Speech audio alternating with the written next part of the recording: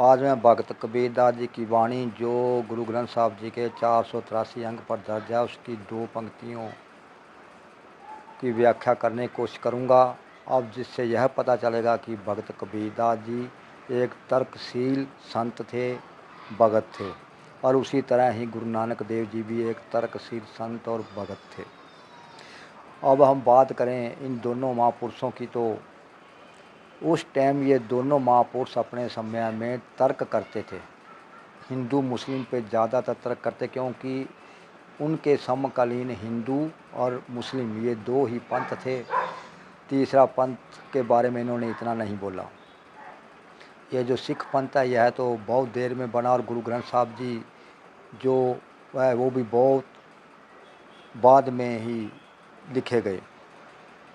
उन्होंने क्या कहा है तुर्कों को कबीरदास जी ने, अब यह बात ज़रूरी नहीं कि यह हिंदुओं और तुर्कों के लिए है, यह हमारे सिख भाई भी ज़रूर सुन लें।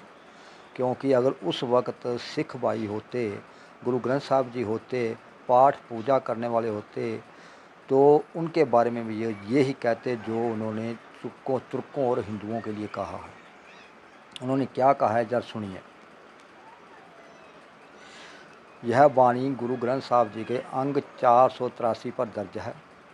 भगत कबीरदास जी की वाणियाँ उन्होंने क्या कहा है जरा ध्यान से सुनिए। आप तो सियाने हैं, पढ़े लिखे हैं, मैं तो एक अंधा मूर्ख अज्ञानी हूँ। सिर्फ मैं अपने हिसाब से आपको बताऊंगा, आप अपने हिसाब से इसको समझ लेना। साच कतेब बखाने अल्लाह नारी पुरख नहीं कोई, यानी कि ये जो सच्चे ग्रंथ हैं, आप मुल्ला जी से बात करते हैं, काजी से कह रहे हैं, जो आपकी किताबें हैं यह बताती हैं कि जो परमात्मा है वह ना पुरुष है, वो अल्लाह है जो है वह ना पुरुष है ना नारी है। पढ़े गुणे ना ही कुछ बौरे, जो दिल में खबर न होई। इन ग्रंथों को पढ़ने लिखने से, इन किताबों को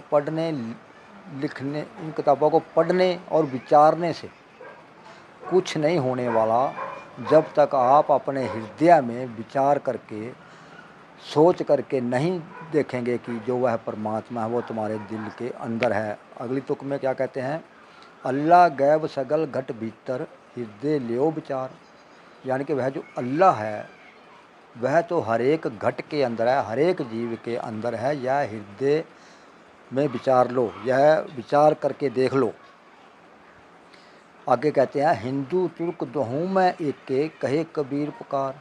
कबीर पुकार कर कह रहा है कि वह जो अल्लाह है वह परमात्मा है, वह हिंदू और तुर्क दोनों में एक समान है, कम बत्ती नहीं है।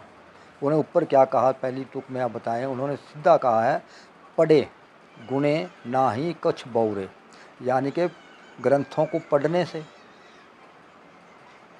कुछ नहीं होने वाला, पढ़ के गुणगान करने से कुछ नहीं होने वाला, जब तक तुम अपने हृदय में उसकी ज्योति को नहीं समझोगे, कुछ नहीं होने वाला। साफ कबीर जी ने कहा है पढ़े गुणे ना ही कुछ बौरे, जो दिल में खबर न हुई। अगर तेरे दिल में कोई खबर नहीं है उस ज्योति की, तो यह पढ़ने से और गुनगुनाने से, अध्ययन करने से कुछ नहीं होने वाला।